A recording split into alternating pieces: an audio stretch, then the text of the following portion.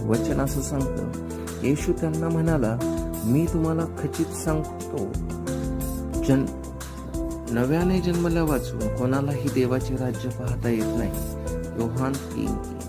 ओ प्रियानो, कारण जर आपल्या अंतःकरणात ते वाईट विचार, ते पाप असेल, तर आपला नवीन जन्म होणारच नाही आणि देवाचं जे तारण आहे ते आपल्याला कधी मिळणार नाही. त्यासाठी प्रियानो, आपल्या अंतःकरणाचं आपण विशेष संरक्षण करून त्यात जे देवाने दिलेले विचार आहेत, प्रभू येशूने आपल्याला जे विचार सांगितलेले आहेत, जे बायबलमध्ये प्रभू येशू आपल्याला जीवन कसं जगायचं हे सांगतो, त्याप्रमाणे जर आपण जगलो तर आपल्याला तारण प्राप्त होईल, आपला नवीन जन्म होईल आणि प्रियानो, आपण स्वर्गाच्या राज्यात नक्कीच प्रवेश करू. आमेन.